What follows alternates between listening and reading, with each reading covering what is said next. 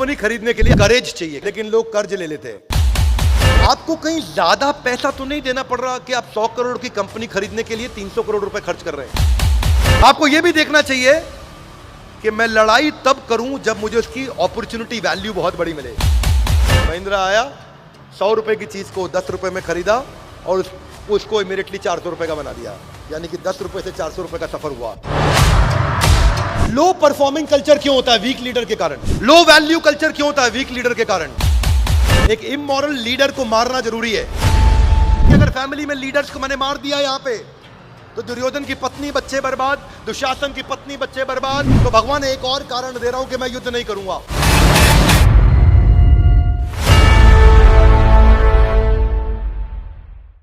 स्वागत है आपका अगले अध्याय में, और आज हम ले रहे हैं भगवत गीता पहला अध्याय 43वां श्लोक। अर्जुन टेंशन में चल ही रहे हैं, पिछले श्लोक आप सुन चुके हैं। हमने चर्चा करी ethical decision versus emotional decision. ये हमने चर्चा करी थी कि एक एथिकल डिसीजन क्या होता है, इमोशनल। अर्जुन इमोशनल तो थे लेकिन साथ साथ एथिकल भी हैं। वो इंटेलिजेंटली सोचते हैं। तो हम इस श्लोक को पढ़ेंगे, मेरे पीछे श्लोक दोहराइएगा। उत्सन्न कुल धर्माणाम मनुष्या नाम जनार्दन नरके नियतम वासो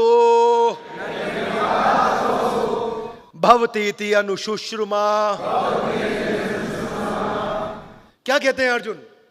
अर्जुन कहते हैं, हे प्रजापालक कृष्ण, मैंने गुरु परंपरा से सुना है, भवती इति अश्रुश्रुष्णाम, यानी कि मैंने सुना है अनु। यहां पे अनु मतलब अवगतों के नीचे, जूनियर बन के। किससे? अश्रु मतलब सुनना, और सीनियर से डिसाइप्लिक सक्सेशन में, यानी कि गुरु परंपरा में मैंने सुना है। हाथ आगे लाइए, क्या सुना है अर्जुन? मैंने ये सुना है कि जो कुल धर्म का विनाश करते हैं, यहां कुल धर्म का अर्थ क्या हुआ? अपनी जो वैल्यूज है कुल की। कुल मतलब फैमिली। कुल मतलब क्या हुआ? जो मेरे फैमिली की वैल्यूज हैं, जो फैमिली का जो अपना धर्म है, परिवार का एक धर्म होता है, एक फैमिली का एक वैल्यूज होती हैं, और जिनकी वो वैल्यूज समाप्त हो जाती हैं, वो सदैव नरक में वास करते हैं। तो मैं जरा पीछे से रिलेट कर देता हूं। अर्जुन ये कह रहे हैं कि भगवान, अगर मैंने ये सब कौरवों को मार दिया तो इनका फैमिली वैल्यूज नष्ट हो जाएगा, क्योंकि पीछे केवल पत्नी और बच्चे रह जाएंगे। और अगर पीछे विधवा औरतें और बच्चे रह गए केवल, तो 1.39 पढ़ते हैं एक बार। कुलक्षये प्रणश्यन्ति कुल धर्मा सनातन धर्म नष्टे कुलम कृत्स्नम अधर्मो अभिभव्यतु।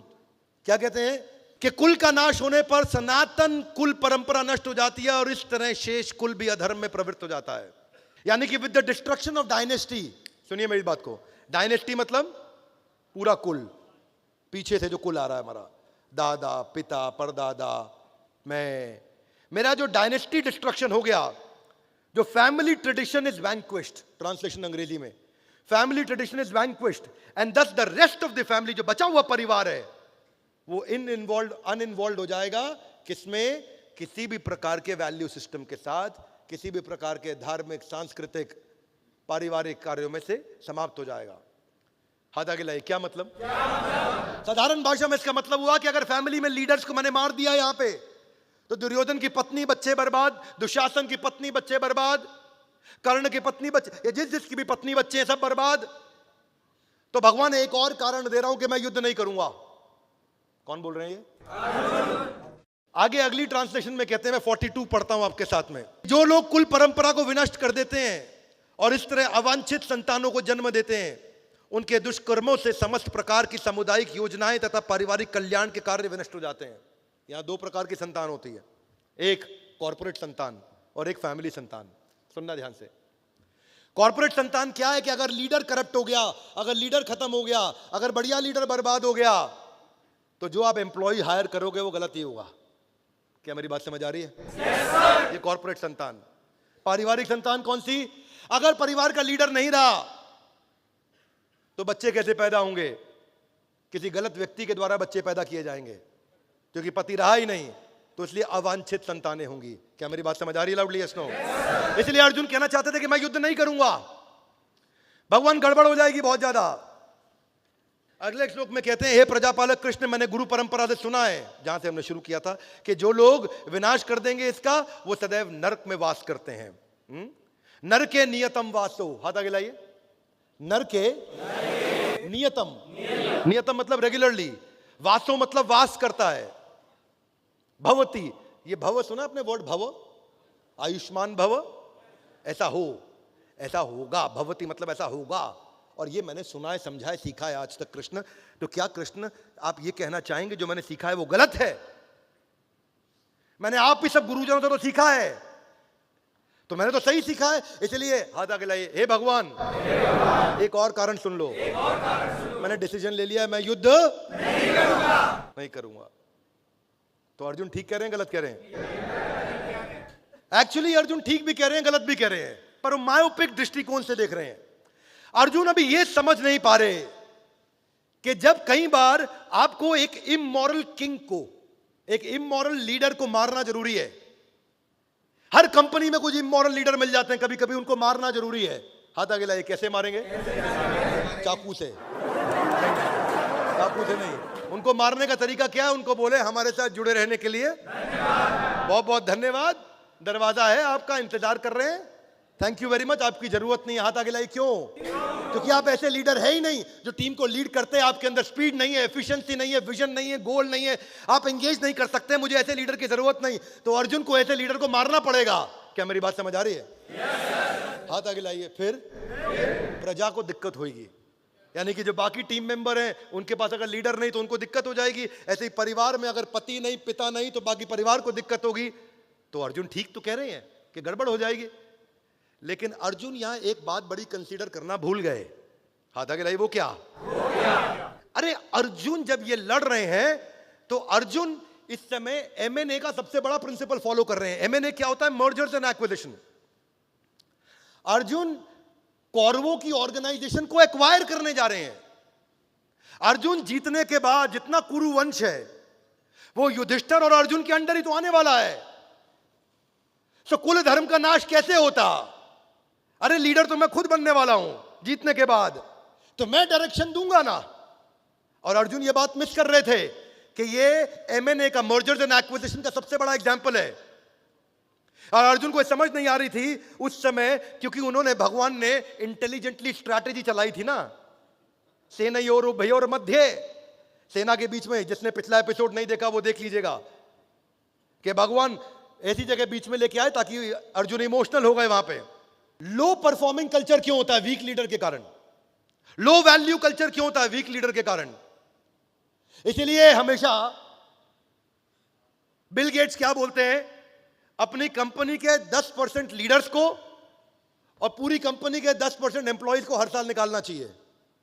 क्या मेरी बात समझ आ रही है? और यहां पे अर्जुन उनको निकाल रहे हैं ताकि एवरेज परफॉर्मेंस के कल्चर को खत्म कर सके। लीडर बनने से पहले मेरा काम होता है अपने आप को ठीक करना, लीडर बनने के बाद मेरा काम होता है अपनी सारी प्रजा को ठीक करना। अब अर्जुन ये समझ नहीं पा रहे थे कि मैं जो ये एक्विजिशन कर रहा हूं उसके मुझे फायदे और नुकसान क्या होंगे। आपको क्या लगता है क्या फायदा होगा? पहला फायदा ये होगा, इकोनॉमीज ऑफ स्केल बिल्ड होगा। क्योंकि मैं केवल पहले पांडु पुत्र था, अब मैं इस समय भरतवंशी एक ऐसा राजा बनने वाला हूं जिसमें मैं दोनों डायनेस्टीज को लीड करूंगा। तो मेरी एक लीडरशिप 2 डायनेस्टीज को ड्राइव करेगी। सेम लीडरशिप बिगर टेरिटरी को ड्राइव करेगी, नई ज्योग्राफी को ड्राइव करेगी। उसको ये समझना था कि मेरी अब प्रोडक्टिविटी और बढ़ेगी, मेरी मैन पावर की, मेरी उतनी मैन पावर अब ज्यादा एफिशिएंट काम कर पाएगी, दूर तक इंपैक्ट ला पाएगी, क्योंकि मेरे शेयर्ड रिसोर्सेज होंगे जो अब कौरवों को भी लीड करेंगे। क्या मेरी बात समझ आ रही है? वो युद्ध के बाद को ठीक से पूरा नहीं देख पा रहे थे। वो ये नहीं देख रहे थे कि मेरी फाइनेंशियल कैपेबिलिटी बढ़ेगी और मैं अपनी प्रजा को और अच्छा से देख पाऊंगा। हाथ आगे लाइए। कैसे? क्योंकि नए एसेट जो कौरवों के थे वो अब पांडवों के हो जाएंगे। क्या मेरी बात समझ आ रही है? वो ये नहीं समझ पा रहे थे कि मेरी टेक्निकल कॉम्पिटेंस बढ़ेगी, मेरे पास आर्म्स और एम्युनिशन एक्स्ट्रा आ जाएंगे। वो ये नहीं समझ पा रहे थे कि मैं अब यहां पे मेरी डोमेस्टिक मार्केट प्रेजेंस से एक इंटरनेशनल ग्लोबल प्रेजेंस हो जाएगी, क्योंकि कौरवों के सारे अलायंस भी अब मेरे हो जाएंगे। मेरी एक ऐसी गुडविल बढ़ेगी और एक स्पीड आएगी। हाँ, ऐसा नहीं केवल फायदा ही फायदा है, युद्ध में नुकसान भी होते हैं। हाथ आगे लाइए। कैसे? देखिए, डीमेरिट्स भी हो सकते हैं। आपको क्या लगता है क्या डीमेरिट होंगे क्या अर्जुन की एक्विजिशन पे? क्या नुकसान होंगे? अर्जुन अगर उनको एक्वायर करने जा रहे हैं, जो कंपनी को एक्वायर कर रहे हैं उसके जो एम्प्लॉय बचे हुए हैं उनके माइंड में इनसिक्योरिटी होती है। ये नई कंपनी आएगी, क्या होगा? जब महिंद्रा ने सत्यम को एक्वायर किया, सत्यम में रामालिंगम राजू का फ्रॉड था, तो लेकिन उनके एम्प्लॉय के मन में था कि महिंद्रा हमारे साथ क्या करेगी। ऐसे ही कौरवों के जो बचे हुए परिवार है, उनके सदस्यों के मन में ये शंका हो सकती है कि पांडव हमारे साथ क्या करेंगे। क्या मेरी बात समझ आ रही है? इनसिक्योरिटी हो सकती थी, पर क्योंकि युधिष्ठिर है यहां पे, तो युधिष्ठिर ये उतने ही सच्चे इंसान है जितना सच ये है कि सूरज उगेगा और ढलेगा। एक एक्विजिशन का और नुकसान हो सकता है कि आपको कहीं ज्यादा पैसा तो नहीं देना पड़ रहा कि आप 100 करोड़ की कंपनी खरीदने के लिए 300 करोड़ रुपए खर्च कर रहे हैं।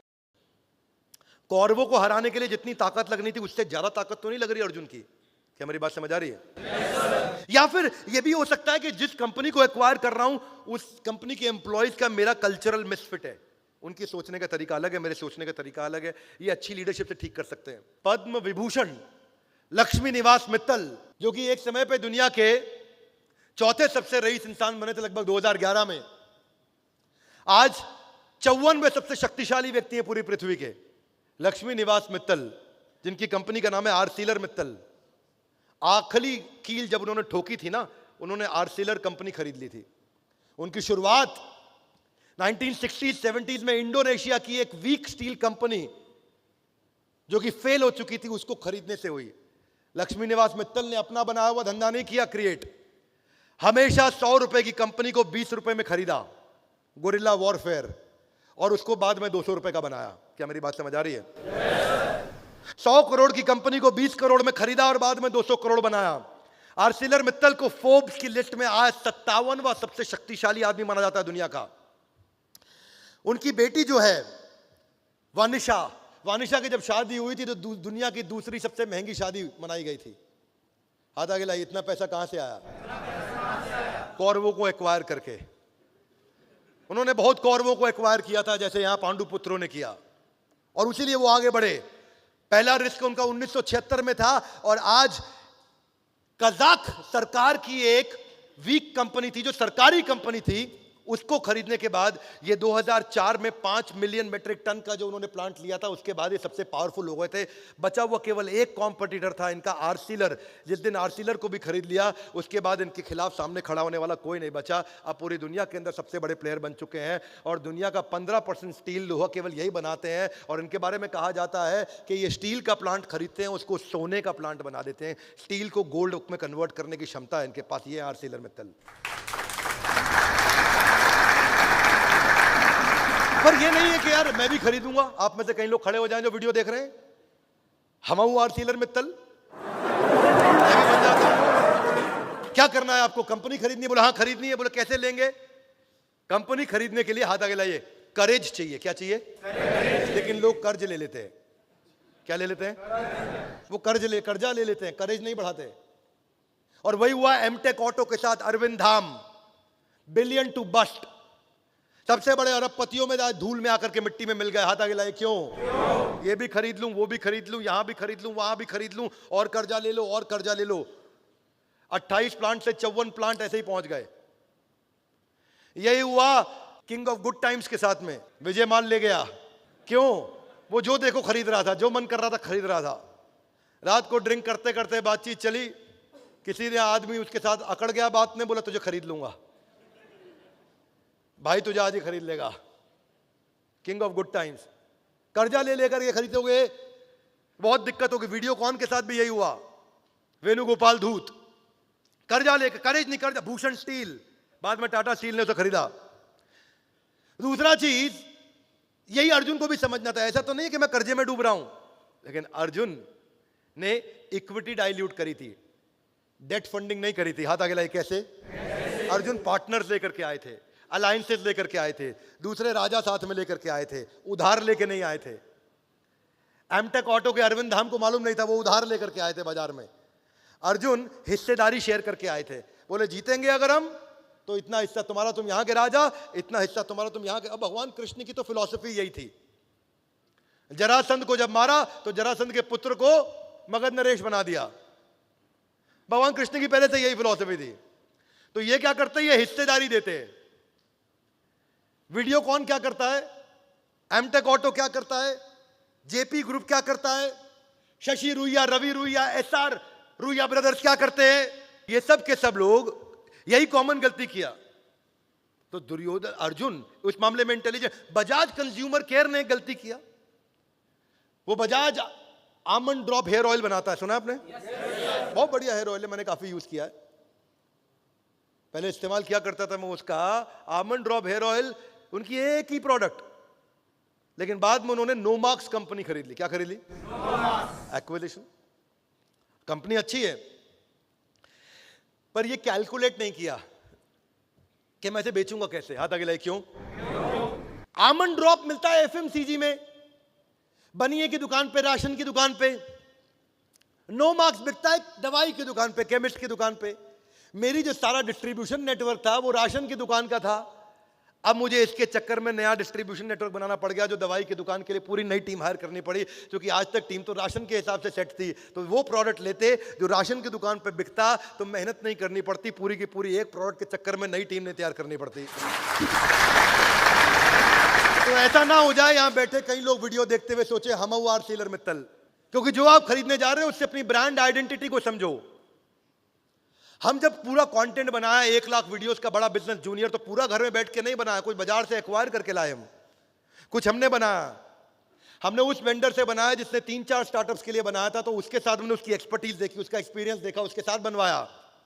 क्यों? क्योंकि ये प्रोडक्ट मेरी आइडेंटिटी को मैच करता है। पर पतंजलि ने ये गलती कर दी, वो उन प्रोडक्ट को उठा के ले आया जो उनकी आइडेंटिटी से मैच ही नहीं करता था। मैं हूं स्वदेशी लेकिन बेच रहा हूं जीन्स। बाद में पतंजलि को हटाने पड़े वो प्रोडक्ट। क्या मेरी बात समझ आ रही है? स्नो। जबकि ओला ने टैक्सी फॉर श्योर खरीदी, वो उनकी आइडेंटिटी को मैच करता था, तो वो एक्विजिशन अच्छा है। फेसबुक ने, देखो ये भी देखना चाहिए कि इस ब्रांड का भविष्य क्या है। फेसबुक ने इंस्टाग्राम और व्हाट्सएप को खरीदा, भविष्य को समझ पा रहा था। क्या मेरी बात समझ आ रही है? स्नो। आपको यह भी देखना चाहिए कि मैं लड़ाई तब करूं जब मुझे उसकी अपॉर्चुनिटी वैल्यू बहुत बड़ी मिले। सत्यम के अंदर, सत्यम का शेयर मार्केट में शेयर रोज रोज औंधे मुंह गिर रहा था, उसकी कीमत खत्म हो गई थी, 1/10 कीमत नहीं रह गई थी, पर कंपनी में दम था, लीडर चोर था। महिंद्रा ने क्या बोला? मैं खरीदता हूं उसको, लीडरशिप मैं दूंगा। ये रियल एग्जांपल ऑफ महाभारत। यहां आकर के अर्जुन ने सस्ते में कौरवों को 18 दिन में निपटा दिया पूरा प्रोजेक्ट। यहां तो एक कंपनी खरीदने में 1-1 साल लग जाता है। क्या मेरी बात समझ आ रही है? और उन्होंने आकर के देखा कि भाई सत्यम बढ़िया कंपनी है, लेकिन लीडर रामलिंगम राजू गलत आदमी था। महिंद्रा आया, 100 रुपए की चीज को 10 रुपए में खरीदा और उसको इमीडिएटली 400 रुपए का बना दिया, यानी कि 10 रुपए से 400 रुपए का सफर हुआ। क्या मेरी बात समझ आ रही? Loudly snow. रैनबैक्सी में भाइयों का झगड़ा चल रहा था, सन फार्मा आया, उसने रैनबैक्सी खरीद ली। कल्पना सरोज मामूली हवलदार की बेटी थी, कमानी ट्यूब जो कि सिख कंपनी कर्जे में डूबी, उसको खरीद ली, उसने उसको टर्न अराउंड किया। आज कल्पना सरोज को पूरा देश जानता है, उसको पूरा देश मानता है। उसकी कहानी सुनकर के लोगों की आंखों में आंसू आ जाते हैं। आज वो बड़ा बिजनेस की प्रोफेसर भी है। 2 तरीके हैं बाजार में घुसने के, या तो अपना नया प्रोडक्ट बना करके लेके आओ, या सामने का रेडीमेड प्रोडक्ट खरीद लो। नया बना के लाके तो जीरो से काम चालू करोगे, सामने का रेडीमेड खरीदोगे तो अगर वो 100 करोड़ का धंधा कर रहा है तो आप 101 करोड़ से चालू करोगे।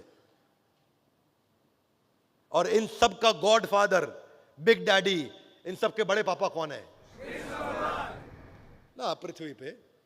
वो तो बात ठीक है, वो सबसे बड़े पापा है, हो सकता मान सकते हैं, मैं आपको प्रणाम करता हूं उसके लिए, आपकी भावना के लिए, आपकी फीलिंग्स के लिए। लेकिन अभी भारतवर्ष में इन सब का सबसे बड़ा गॉड फादर है, वो है गौतम भाई अडानी। गौतम भाई अडानी एक ऐसे आदमी है जिन्होंने लगभग कोई भी कंपनी खुद नहीं बनाई, इन्होंने सब कुछ खरीदा है। ये वेट करते हैं किसके ऊपर ईडी की रेड पड़ी है, ये वेट करते हैं किसको और भी वॉच डॉग्स जाके कंट्रोल कर रहे हैं, रेगुलेट कर रहे हैं। और वो जब कंपनी टूटने लगती है, बर्बाद होने लगती है, तो ये पहुंच जाते हैं, उसको खरीद के ले आते हैं। पिछले 5-7 सालों के अंदर 100 से ज्यादा कंपनियां खरीदी गौतम भाई अडानी ने। इनको बोलते हैं किंग ऑफ एक्विजिशन। इनके बारे में बोला जाता है ये बिजिएस्ट डील मेकर हैं गौतम भाई, busiest deal maker, king of acquisition. ACC के अलावा आज बाद में सीमेंट से लेके, पोर्ट से लेके, एनर्जी से लेके, सोलर से लेके, डेटा सेंटर से लेके, डिफेंस से लेके, मैन्युफैक्चरिंग से लेके, पावर ट्रांसमिशन से लेके, कोई धंधा नहीं बच रहा जहां पे कोई धंधा करता और गौतम भाई जाके उस कंपनी को ना खरीद के ले आए हो।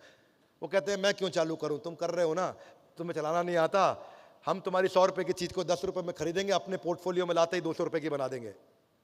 और वही कारण है गौतम भाई अडानी इतने कम टाइम के अंदर भारत के सबसे अमीर इंसान बने और दुनिया के भी सबसे अमीर 5 लोगों में उनका नाम आया। Are you with me loudly? Yes no? ये टर्न अराउंड मॉडल है। अर्जुन भूल गया था कि वो टर्न अराउंड मैनेजमेंट पे काम कर सकता है। उसको ये टेंशन हो गई कि दुर्योधन की और कौरवों की पत्नी और बच्चों का क्या होगा। वो ये भूल गया कि मैं टाटा ग्रुप की तरह काम कर सकता हूं।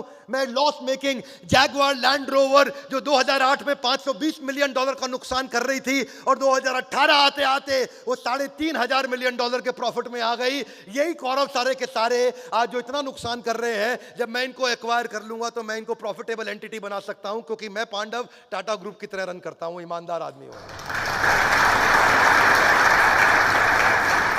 वॉलमार्ट जब इंडिया में आया तो हमारे देश की सबसे बड़ी एक्विजिशन करी $16 बिलियन की 80% में उसने खरीद लिया फ्लिपकार्ट के अंदर। जब जोमेटो को आगे बढ़ना था तो उसने देखा उबर ईट्स का जो इंडिया वर्जन है, जो डिलीवरी करता है, जो खाने की डिलीवरी करता है, उसको ले लिया तो उबर ईट्स के सारे कस्टमर आपके हो गए। इसी तरह उबर ईट्स के जितने भी कस्टमर थे वो जोमेटो के हो गए। इसी प्रकार कौरवों की जितनी भी फैमिली है वो अब हमारी फैमिली हो गई। अब उनकी जिम्मेदारी हमारी हो जाती है। इसीलिए पहला अध्याय अब समाप्त होता है जहां पे अर्जुन रो करके परेशान हो चुके हैं और इतना रो चुके हैं और रोते रोते अब दूसरे अध्याय में आप जाकर के देखोगे कि अर्जुन जाकर के सरेंडर करने वाले हैं और दूसरे अध्याय में जाकर के बोलेंगे दीन बंधु दीनानाथ मेरी डोरी। और वहां जाकर के अर्जुन सरेंडर करेंगे और अर्जुन रोते रोते बोलेंगे कार्पण्य दोषो उपहत स्वभावा पृच्छामि त्वाम धर्म सम्मूढ़ चेता। कृपणता के चलते मैं इतना टेंशन में आ गया हूं भगवान, मुझे कुछ समझ नहीं आ रहा। भगवान मैं जीता तो भी हारा, मैं हारा तो भी हारा। अगर मैं हारा ही हारा तो भगवान अब आप ही मुझे जिताएंगे। हे भगवान मुझे अब कुछ भी समझ नहीं आ रहा, मुझे आप कृपा करके ज्ञान दीजिए, अपनी शरण में लीजिए। और तब अर्जुन माइक जो कस के पकड़ के बैठे थे अब उस माइक को ढीला करेंगे और माइक अब कृष्ण के हाथ में आएगा और उसके बाद कृष्ण भगवत गीता जो अपना प्रोडक्ट लेकर के आए शुरू करेंगे।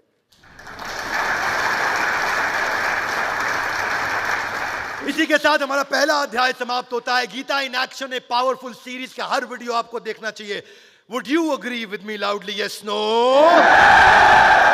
गीता इन एक्शन सीरीज का हर वीडियो आपको देखना चाहिए, जिससे आपकी बुद्धि खुलती है और आपको बिजनेस भी, अपना जीवन भी, अपने रिश्ते भी, अपना जो भी आप जीवन में सफलता जहां भी चाहते हैं उन गोल्स को आप अचीव कर सकेंगे। क्योंकि आप कृष्ण और अर्जुन की एक ऐसी देवी चर्चा को सुनने वाले हैं जो सबसे बुद्धिमान लोग सबसे बड़े क्राइसिस के अंदर सबसे बड़ी बुद्धिमत्ता की चर्चा कर सकते हैं। हम तो यहाँ एयर कंडीशन रूम में बैठे हैं और आप जो कैमरा में मोबाइल में देख रहे हैं आप भी कंफर्टेबल सिचुएशन में देख रहे होंगे, लेकिन कुछ समय दुर्योधन और कृष्ण और अर्जुन उस समय कंफर्टेबल सिचुएशन में नहीं थे। वो युद्ध भूमि के बीच में ऐसी बुद्धिमत्ता की चर्चा करी। सोचिए कितने बुद्धिमान होंगे, जो आज के परिप्रेक्ष्य में 5200 साल बाद भी उतनी प्रासंगिक है। इसीलिए भगवत गीता की ये सारी सीरीज को हर व्यक्ति को सुनना चाहिए, आकर के सारे एपिसोड जरूर देखने चाहिए। हमारे साथ जुड़े रहने के लिए वर्ल्ड के नंबर 1 एंटरप्रेन्योर यूट्यूब चैनल को आकर सब्सक्राइब करने और करवाने के लिए आप सबका और उधर भी आप सबका हृदय की गहराई से प्रेम पूर्वक बहुत बहुत